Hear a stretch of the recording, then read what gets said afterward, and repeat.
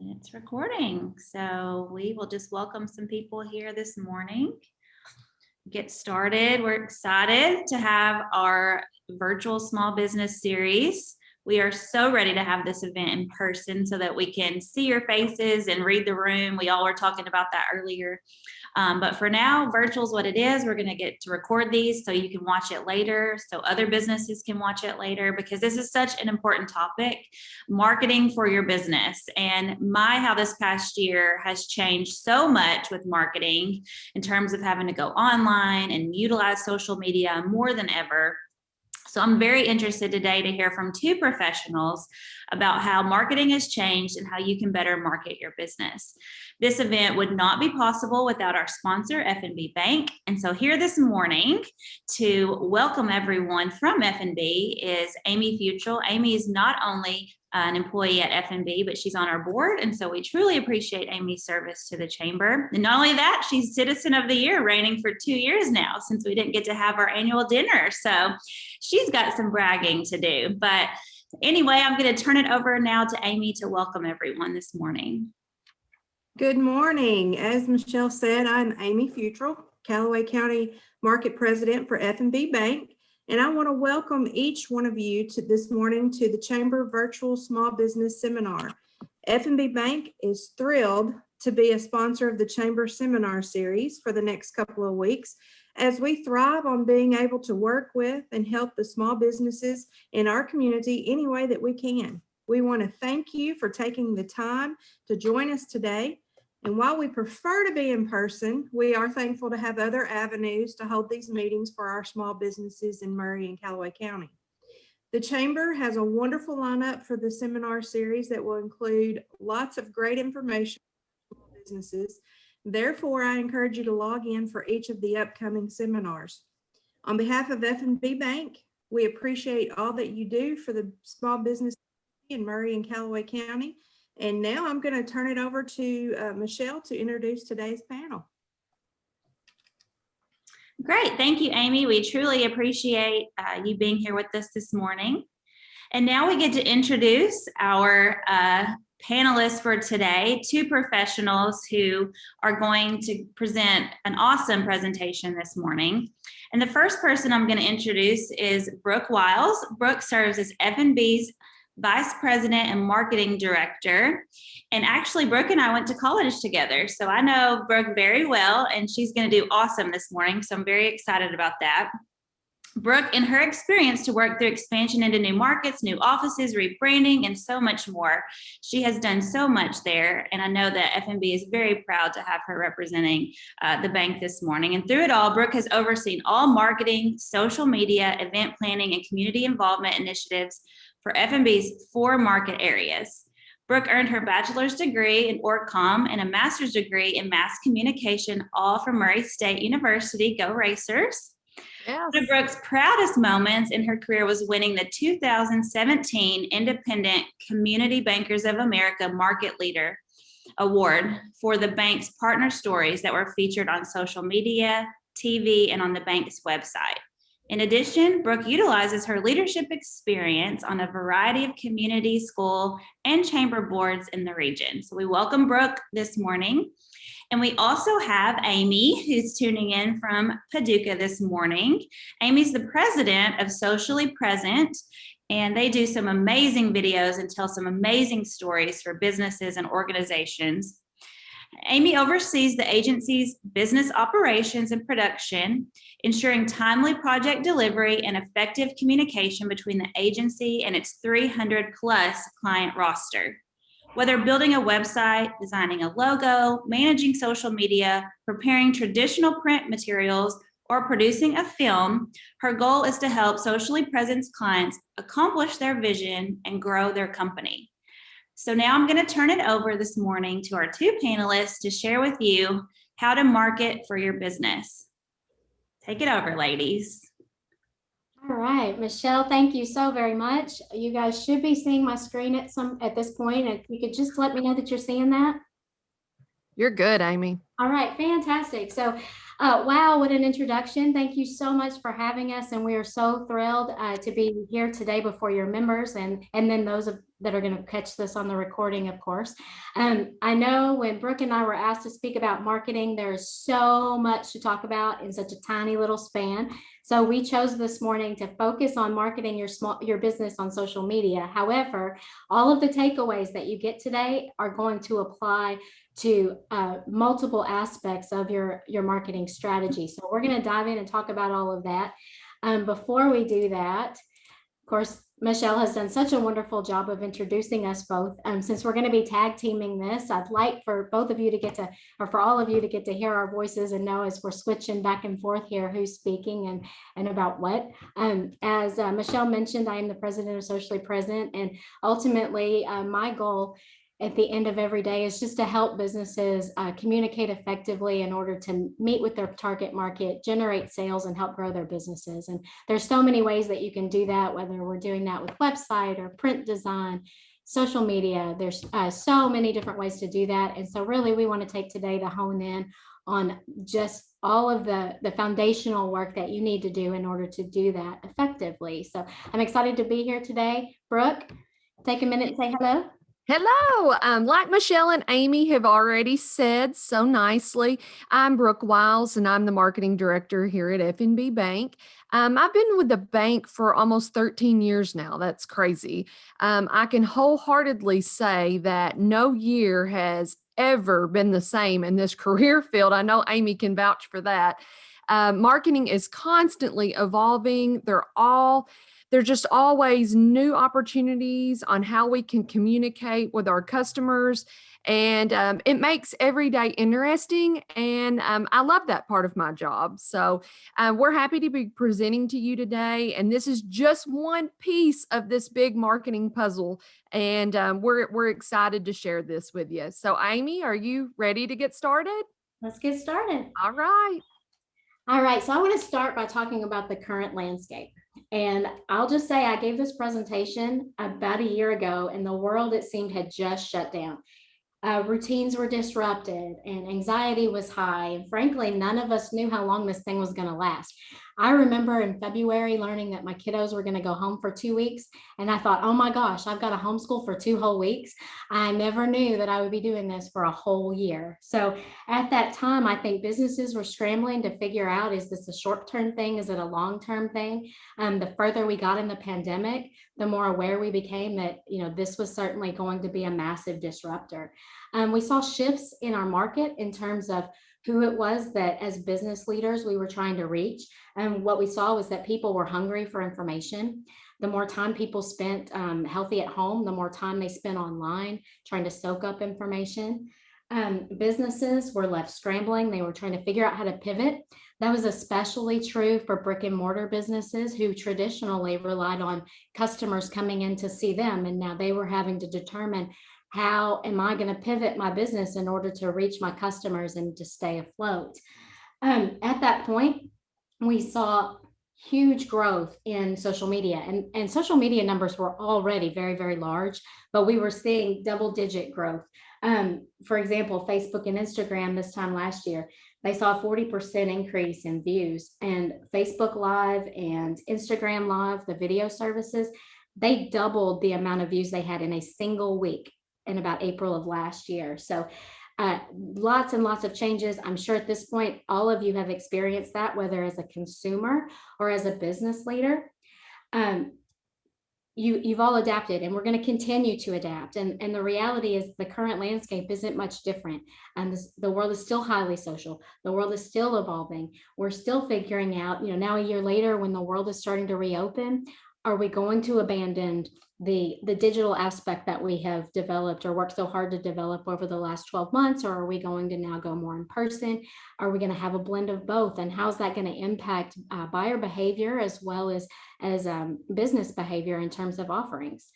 So whether you are new to social media, and I'm going to guess most of you are not, or whether you're just trying to figure out how do I continue to adapt, we want to leave you today with information to help you best use the tools you have available in order to reach your target market.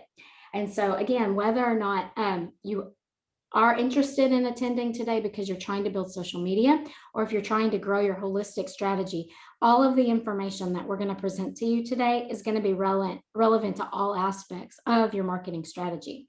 The most important thing is laying a solid foundation for your company, and then reevaluating that from time to time to make sure it's still relevant. Your marketing strategy is never a once and done thing. This is something that we're always, as the world changes, we change with it. So we want to make sure that we give you these fundamentals so that you can come back and revisit that regularly in order to ensure that your business is succeeding. So the very first fundamental we want to talk about is the who. And so this reminds me a whole lot of elementary school, the who, what, when, where, whys, and hows. And so we're going to focus on who first. And the who can be tricky because as business leaders, as business owners, we want to believe that anybody and everybody could be a prospect for our business. And the reality is that if you're focusing on anybody and everybody, you are connecting with nobody, because we can't be everything to everybody. And so one of the most important things that I want you to think about as you're really examining your current marketing strategy is, who is my ideal audience? And I want you to get very granular with that. So who is not just, are they male or are they female or are they both? Dig a little deeper. So maybe my target market is female. Okay, tell me something more. How old is this female? Is this a Generation X female? Is she a Gen X female who is a mother? Is she a Gen X female who's a working mother? So very, very specifically identify who it is that you are trying to connect with. And that's going to be your first step. I want you to write that down. The outcome of this is the basis of what we call a buyer persona. And so we have buyer personas, and you can have multiple ones. I might have a Gen X female who is a working mother, but I might have a single father as my as a secondary buyer persona. So really take the time to identify them. Once you know the who, Brooke's going to tell you about the what. Okay, so what matters to them? So we're gonna use this Gen X mom a lot through the presentation, and we may even throw a baby boomer retiree example in there just for fun. So, what matters to the Gen X mom? Is it financial security? I mean, it's a crazy world right now that we're living in. Or is it balancing home life and work life? I sure know I need that seminar. What about the baby boomer retiree that just retired? They're wanting to travel, they're wanting to go everywhere. They want the freedom to hit the open road. Maybe they're into an RV. It's important to know what problems and opportunities that these customers are facing. So your company needs to come up with how you're going to take care of that, how you're going to solve that problem for them, how you're going to provide that opportunity for them. So back to this Gen X mom, because I can really relate to her. She's struggling to get good meals on the table. I think I wrote this about myself, Amy. You can offer her free delivery on meals, or even fully cooked meals that she's got, all she has to do is go home and warm up. That's going to solve a huge problem for Gen X mom. And she is going to want to, subscribe to your service or, whatever that may be. So find out what matters to this group and fix their problem. All right, Amy, tell them where. So this question, and I know, Brooke, as you do your work, you have probably come across this question yourself multiple times. I, as a marketing professional, get asked this all the time. Okay, well, do I need to be on Facebook or do I need to be on Instagram? Should I be on LinkedIn? What about that TikTok, Snapchat thing? Where do I need to promote my business? And my question back to the folks that ask me that, it usually comes off as provocative, and it's not meant to be that way. But my question is, I don't know. Do you need to be on Facebook? Do you need to be on Instagram? And the reason that I ask that question is because what matters is not where you are, it's where your people are. So where are those target prospects and how do you know? So I'm going to give you some statistics today that will help you as you kind of think through your strategy, who it is. So this is why that who is so important. Who are your people you're trying to target? What are their demographics? And then we're going to take that and apply that to the various platforms. So fortunately, because obviously these social networks, Facebook, Instagram, TikTok, Snapchat, they offer their services for free to the end user, but they got to make money somewhere. And the place they make money is off their advertisers. And so one of the things they do in order to make sure that they're recruiting people who are getting value and coming back to pay for the bills is they provide a demographic report every single year that gives advertisers some basis as to who is using their social network. So I'm going to give that information to you today to think about as you're thinking about how you're going to execute your own strategies. So 69% of US adults are on Facebook. And of that 69%, 75% of the 69% are active on Facebook. So there's a difference between just having an account and using an account. Now, what might surprise you to learn is that when you take the financial demographics of Facebook's users and LinkedIn's users, you might be surprised to know that there are more high income earners on Facebook than on LinkedIn. So if you are someone who's marketing a high dollar product or a high dollar service, that's something to take note of. Now, why? Well, when we look really deeply into these two platforms, it probably becomes more obvious as to why that is. So I know when I was just getting started professionally, I went all over LinkedIn because I wanted to connect with mentors and I wanted to connect with people who would help me grow professionally. I was not a high income earner at 20 years old seeking to connect with those professionals. So it makes sense that the people who are actively using LinkedIn are probably people that are more on the early stages of the career. So again, if you're looking for high income earners, Facebook is going to be more the place. The next demographic that I want to share with you is age, because age often drives who it is that we're targeting. So when we're looking at social media users who are between the ages of 30 to 49, only about 47% of those folks are on Instagram. The majority of that population is on Facebook. When I look at the next lower bracket, so this is going to be 25 to 30-year-olds, 57% of social media users during that age bracket, 25 to 30, are on Instagram. 75% of social media users ages 18 to 24 are Instagram users, not Facebook. So lesson learned there. If I'm targeting those late teens, early 20s, I'm going to find 75% of those folks that are on social media on Instagram as opposed to Facebook. But if I'm looking at the higher end of the age brackets, then I'm going to be on Facebook versus Instagram. Now, the younger, and I'm talking really young, probably not your buyers because they don't have money, frankly, but my 13 to 34-year-olds, about 75% of those folks are using Snapchat. TikTok users, my bulk of my TikTok users are ages 16 to 24. We do very little on TikTok and Snapchat, and that's simply because most of the brands that I work with are not seeking to reach that younger demographic. But if that is your target market, then that's where I would advise that you to go. So my answer to the question, where should I be, is all dependent upon who you are trying to reach. And that is why this exercise is so very important. All right, Brooke, you've alluded to the how already when we were talking about the what's. Let's dig a little deeper in that how. Okay. So once you know who you are trying to reach, find out what's important to that target market and where you're going to meet them. I don't mean meet them at a coffee shop when I say meet them. We're talking about meeting them out on the internet somewhere. So is it a social platform of Facebook or LinkedIn, Instagram, or is it a Google ad? I mean, there are so many options that we could literally name the options off, and that would be the entire presentation today. So you must be prepared to position your company before them by knowing how you are a fit for them, how you're going to solve their problem, what opportunity do you have for them. So, when we think back to this Gen X mom, she may need advice for financial security, or she may need a meal prep services. Can I get an amen in the corner? Educational resources for her children while we've been working and homeschooling all at the same time. We're probably not going to market to her on TikTok or LinkedIn. That doesn't sound like a logical place that we're going to go find this mom. We're going to find her on Facebook or possibly even Instagram. But, you have to really think about where she's hanging out. Where is she blowing off steam? I know mine's probably been Instagram here lately.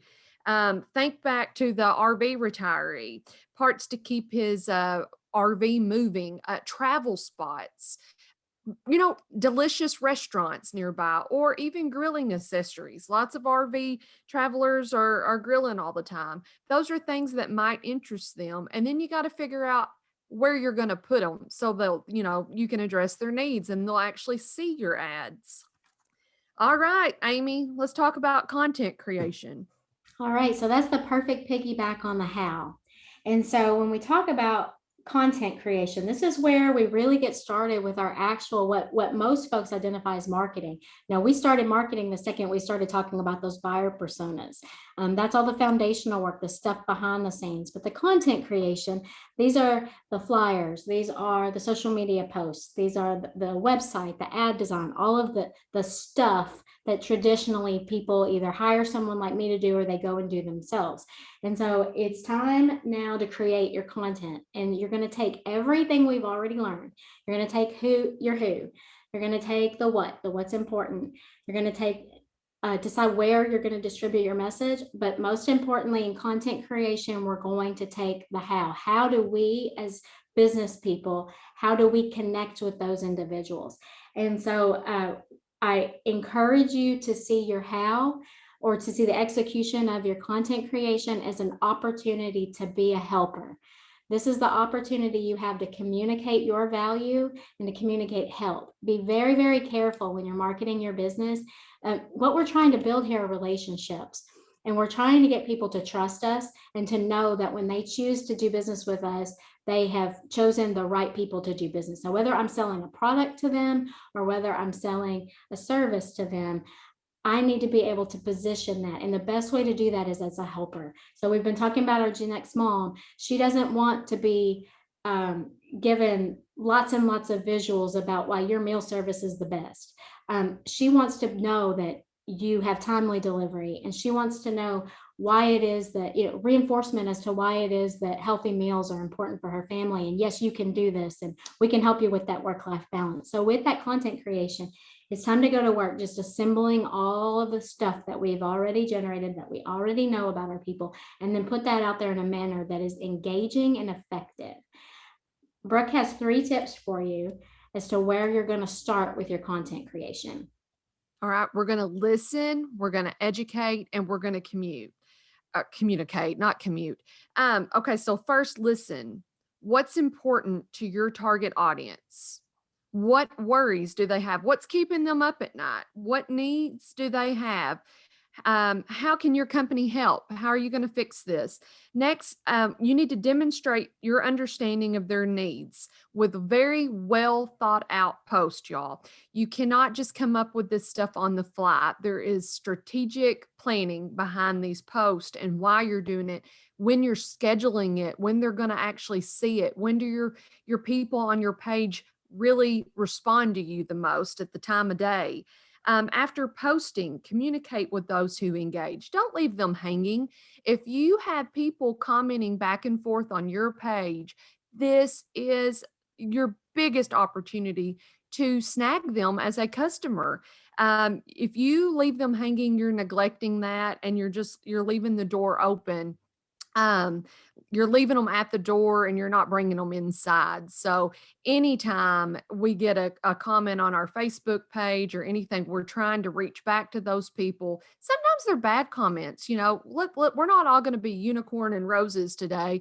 So you need to reach out to the bad comments too. Make it right. You're not going to win everything. But if you can win a customer over because there was just some kind of misinformation or miscommunication, you're winning them back. So always reach back out to them and communicate with them, comment, and keep the door open for them to be a customer with you.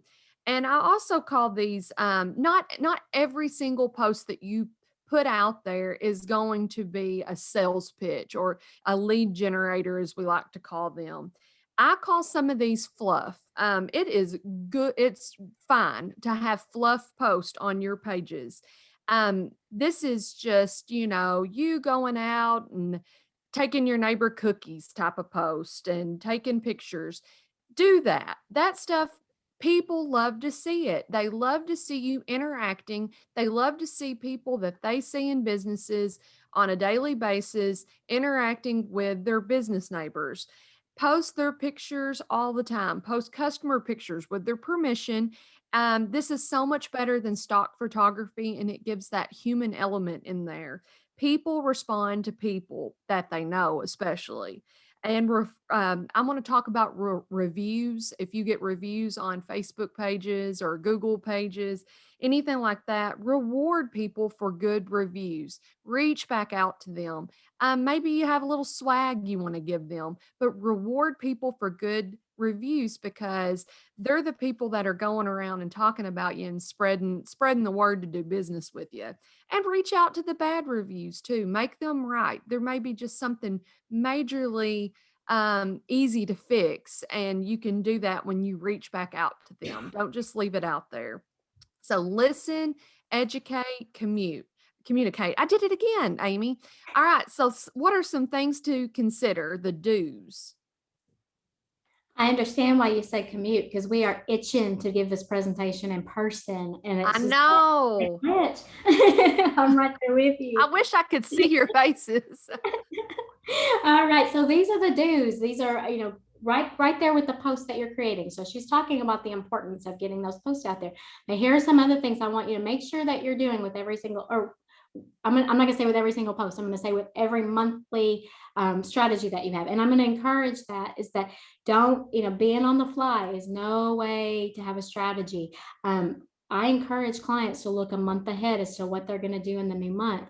And when you plan these things out well, you'll build a good cadence that will flow with you throughout your month. And it makes sense. One post builds off the next. And what you end up doing is you're building, in addition to obviously, our goal is to lead people to our doors and to close some sales. We want to build a lead funnel. But the other thing that we're doing is we're building our brand, and we're letting people know what's important to us and what our values are. And when you think those things out in advance and you're not doing them on the fly, there's a more cohesive nature to that communication plan you're doing. So building off of those things, here are some more do's. Do post regularly. So you work hard to get a social media following. Don't go dark on them. I recommend a minimum of 2 to 3 times a week. Now, there is too much. For example, if you're posting 3-4 times a day, you could actually suppress posts. So if you post something at 9 a.m. and you do it again at 10, you do it again at 2, you can actually suppress the reach of the post that you have just put out there in your day. So be mindful not to overshoot it, but definitely give people things that they can engage with. Make sure that your posts are meaningful, engaging when that's appropriate. But like Brooke said, she calls them fluff pieces. I call them brand builders. I have a client that their Christian faith is extremely important to them, and they do a Bible verse 1-2 times a month. And that just really speaks to who they are as an organization. Highlight your staff members. People love doing business with people. And when they see a friendly face that they like, that may feel fluffy, but it pays dividends. And there's a technical aspect to that as too. When you're able to tag someone else in a post, well, now their friends and family are seeing their post or seeing that post because they were tagged in it. Those individuals may not be followers of you at that moment, but they may become followers of you because you've attracted them to your brand as a result of that tag. So make sure you're posting regularly. Be you. So you want to stay true to your brand and your company culture. Some of us are quirky, some of us are fun, some of us are super serious. It all depends on who you are as a company. That is your brand. So don't try to emulate what's working for other people, because the world can spot a faker. But do feel free to be yourself, be your company. When we are transparent as to who we are and what our beliefs are and what our mission and values are, we're going to attract those people we want to do business with. I should have said this when we were talking about the who's. Again, when we are in business and we are trying to grow our business, then every lead becomes important to us. And that's not to say that every lead shouldn't be important to you, but when you have your who clearly defined, you know who it is that works best with you and your company. You know who you can absolutely satisfy the needs of, because you're so hammered in and so focused in on what it is that you do and what value you bring. And we all know the nightmare of maybe recruiting a client that's not quite a fit, but we don't want to say no, so we take it on, and as a result, they're unhappy. Our workflow processes are disrupted. It becomes more difficult, and as a result of that distraction, you actually lower your service levels to your other clients. That's an example of something that happens when you don't stay true to you. So, with your brand and your company culture in every single post, don't be afraid. If your target market is a Gen X mom and only a Gen X mom who's a working mom, don't be afraid that your messages are consistently targeting that person if that's who you do business with. If your company is known for being free and fun and quirky and cool and laid back and funky, be that, but don't be that if that's not who your company is. And the last thing is, I want you to think about your post, inspire people, motivate them, encourage them, and support. Again, there's a great book by Jay Baer. It's called Smart Marketing. It's called Utility, but the tagline is that smart marketing is about help, not hype. People connect when they feel like you're a helper, when they feel like they're supported. And again, it doesn't matter if you could be selling product, you could be selling handbags. If someone feels like when you enter their door, you're helping them find the best handbag that helps that working mom make sure she has room for all the stuff she needs to get to her day.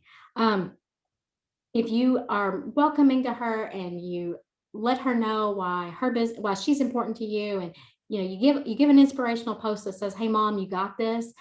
Those things go a long way. Again, we're building on your brand, but we want to inspire and motivate and encourage. We want people to come back to our pages, and we want them to feel good when they see our brand or something that looks like us in their feed. We want them to feel good when they see it. So make sure that you're doing those three things: regular post, be true to you, inspire, motivate, support. Now, with all the twos, there's also a lot of don'ts. So Brooke, tell them the don'ts. I feel like there should be a womp womp before that.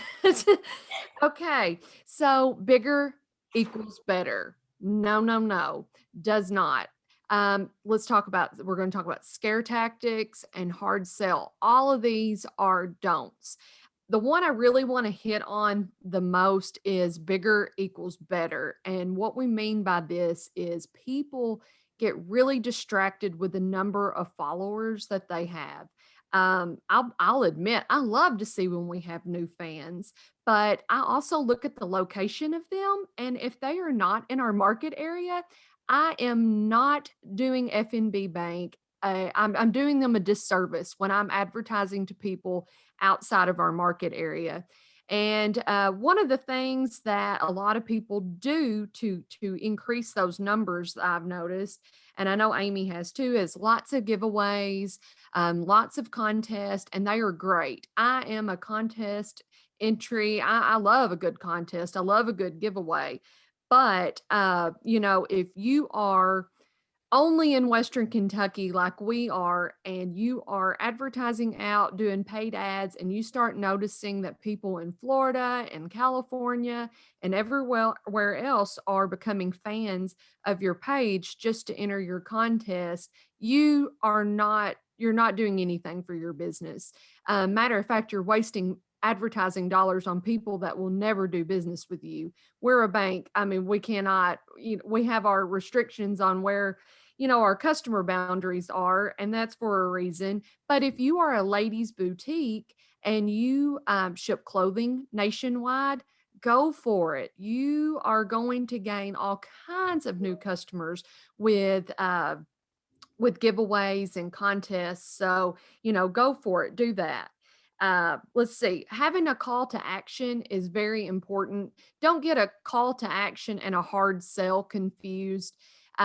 Leaving contact information, having buttons on apply now or buy now, that kind of thing. Those are good things, but don't cram this down people's throats where you're just so pushy and you're just constantly in their face about something that you're going to turn them off.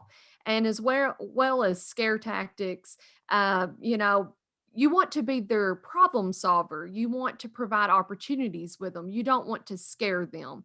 That's also going to backfire on you in the long run too. So, okay, so we've talked about do's and don'ts. So let's talk about with Amy, what's trending.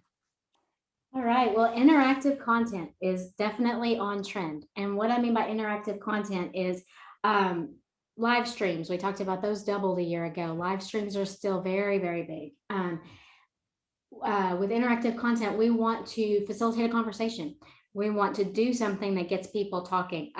Facebook Live is awesome. It's a great opportunity. Now, as a company that produces film, it might surprise you for me to tell you, this does not have to be professional. Every video you do does not have to be professionally done. We like a good, strong, professionally done Our Story video that can be used to market your companies in other areas. We're not talking about those right now. We're talking about just getting your face and your message out in a way that's easy for people to consume.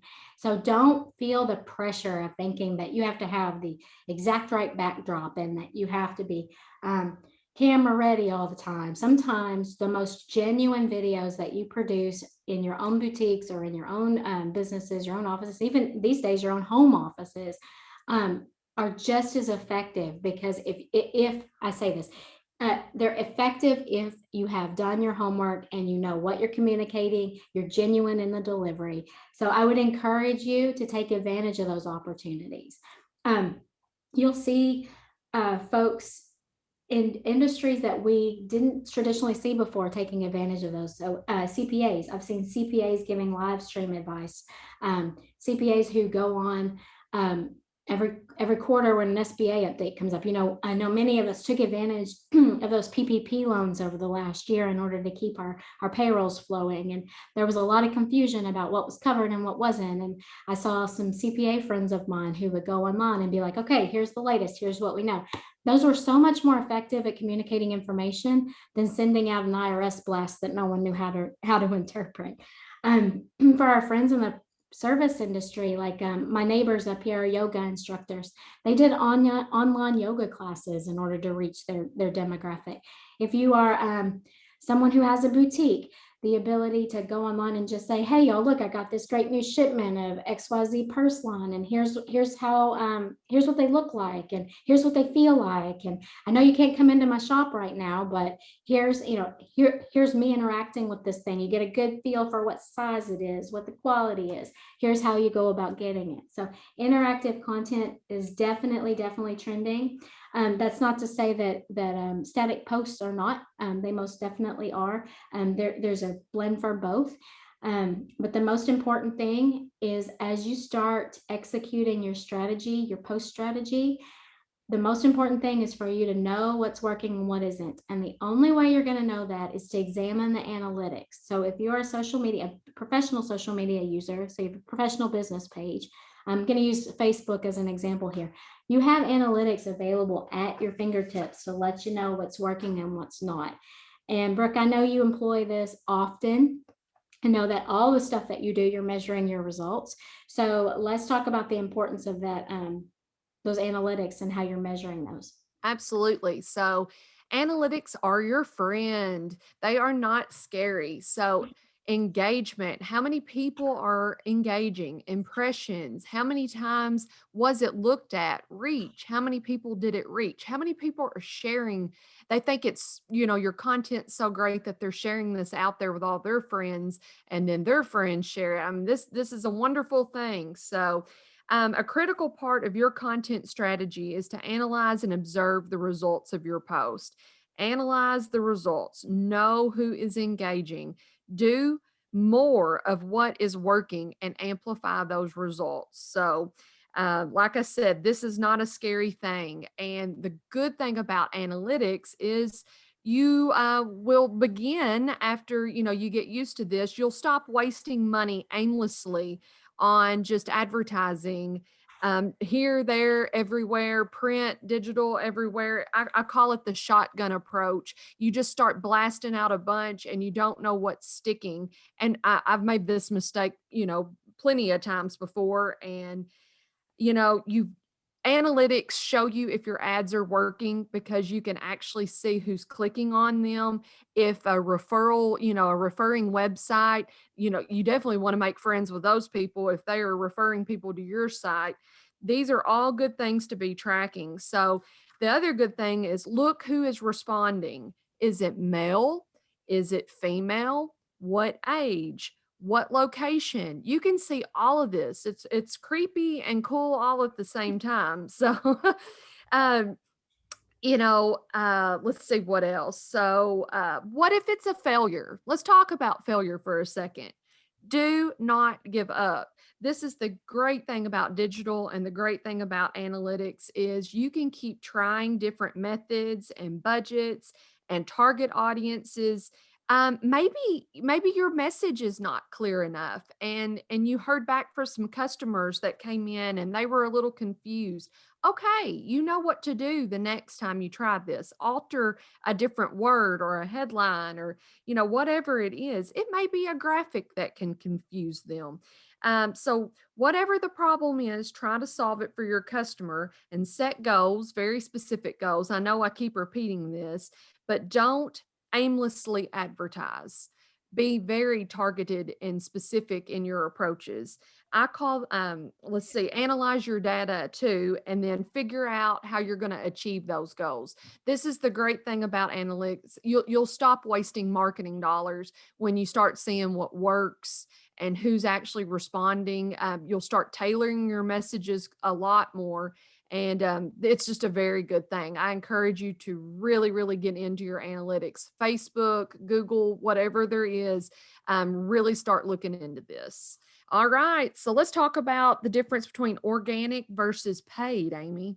All right. And one other thing I would say is with regard to analytics, we get so hung up in what the computers are telling us too, but don't neglect to just ask your customers as well. When you get a customer that comes to you, don't assume that if you didn't see them track somewhere in those ads or in that Facebook measure that they weren't in some way influenced by that. Remember, law of marketing says it takes 7 touches to turn somebody from a suspect to a prospect to a sale. So ask that question, how did you come to hear about us? Where did you get this information? A lot of times it's going to be your happy clients that drive those folks. But if they say, I've been following you on social for a while, I really like what you're putting out there, it made me feel good about your business, then consider that a win as well. Not everything is going to have that number measurement to it, but definitely that needs to be your primary approach, but definitely take on those opportunities to ask as well. Now let's talk about organic versus paid. And this is a little more in depth than what we're going to be able to get into today. This by itself could be an hour-long conversation, but I just wanted you to be familiar with the difference between organic social media activity and paid social media activity. So undoubtedly, the law of supply and demand.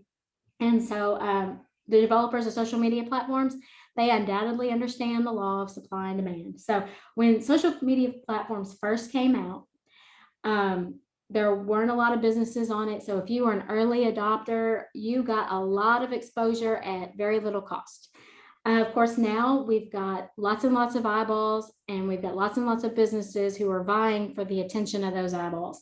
So as a result, Facebook, Instagram, all of these publishers or developers, they're looking to put a premium on whose stuff gets seen. And unfortunately, that premium is the paid ad spend that you have to make in order for your post to get the views they need.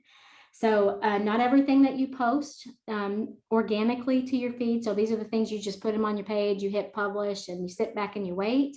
Not all of those things are going to be seen by everybody that you want to see them. Even if folks are fans of your page, not every post that you make gets served to every single fan. Facebook's algorithms are crazy the way they work. They'll present organic content to your top fans first. If those folks engage, then that signals Facebook that, hey, there must be something special or important about this. And so it'll serve it up to a few more people. And if they engage, then a few more people. That organic growth takes time, and it's not a sure thing. You're not going to get an unlimited amount of views of every organic post that you make. So unfortunately, what that means is that in a lot of ways, you got to pay to play. And that's where the digital advertising comes in. So again, it requires much more time to get into what paid ads look like than what we have today. But just be aware that that is a extra layer on top of your social media strategy that is definitely worth a look. All the foundational stuff, the good stuff is if you've done all the foundational work we talked about at the top of the seminar today, then you will be well positioned in order to get what you need out of your paid campaign. So we want to know who you're targeting. We want to know what your message is. Do you have a clear call to action? Do you have good, strong imagery? As part of that strategy, really think about what kind of budget you can put toward paid ads. A question I often get when it comes to paid advertising is, well, how much do I have to spend? And unfortunately, for some of you, that might be a lot of money, and for some, it might be a little. It all depends on how much competition exists for what it is that you're advertising for, and also what kind of audience numbers exist. So if we're trying to reach somebody, a high population of people in an area that's highly competitive, your required ad dollars are going to be higher.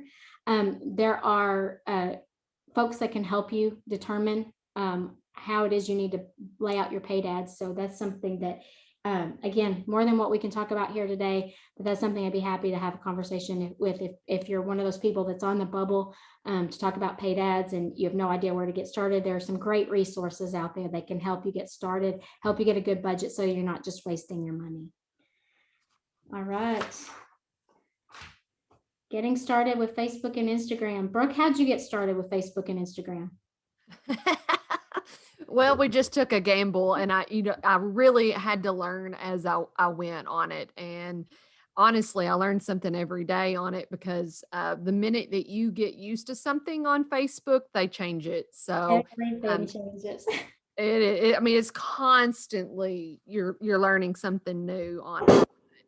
But yeah, those are some helpful links right there to get you started. Trying to think of anything. What do you have anything else? I think really when it comes time to getting started with Facebook and Instagram, definitely dig into here. Remember, these businesses have a vested interest into helping you make the most of your platform. So there's tons of help resources available. If you're someone that likes to self-serve and self-teach, there are lots of Facebook groups, Instagram groups, advertising groups. There are local resources to help. But at the end of the day, regardless of whether you're going to do paid ads on Facebook, if you're going to even do social media at all, I advise you to. It's probably the most accessible outlet, best return on investment, most accessible for the majority of us, especially small businesses. But just remember your ultimate goal, whether you're advertising digitally or whether you're driving people in your storefront. And, frankly, even if they're in your storefront, you're still marketing to these people from the moment they step in your door. And just remember what your ultimate goal is. It's all about the relationship.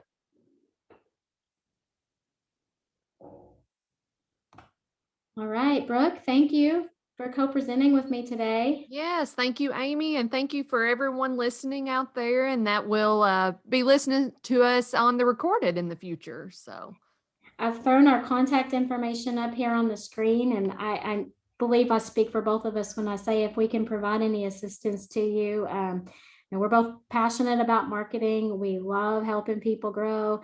And if either of us can be a resource, we'd encourage you to reach out. Michelle, do you have questions for us? I actually do have a question. Haley and I are sitting here talking. We're both marketing professionals as well. But a lot of this information you shared is awesome. And a lot of it is really targeted toward getting new customers. So tell us how important current customers are and sort of retaining them in that relationship. And I know you talked about, once someone gives a review, because they are a pleased customer, that's very important. But talk about your current and existing customers and how important they are to your business and keeping them happy. Oh my gosh, they're critical. Reality is it's a lot harder to recruit a new customer than it is to retain an existing customer. And again, remember that ultimate goal that we just ended on that last slide. It is all about the relationship. We spend so much time investing into creating a relationship, it would be a shame to let go of that relationship. So when it comes time, all we've done here today is we've taught you how to bring people to you. But constantly from that moment forward, we're remarketing to people, we're checking in with people, we're cultivating the relationship, we're making folks aware of new services or new products that we have available. What is different from recruiting a new customer to maintaining an existing, at least for us, I have a much greater ecosystem by which to communicate with them. So folks that have become a customer of mine, for example, they're getting email blasts from me. They see our social posts. We're reaching out to them with personal touches. So what about you, Brooke, there at the bank? Oh, you're retaining your current customers are your lifeblood. You cannot forget who made you who you are, and you need to reward them. You need. My phone's ringing. I'm sorry, y'all can probably all hear that. So keep reaching out to your customers and keep rewarding them. It's not always. I think there's a commercial out right now about like you give him the good stuff, but you don't give me your current customer the good stuff, and that's totally relatable. So you cannot forget about your existing customers, and there's always got to be a reward for them, and don't forget that they've been with you all along. So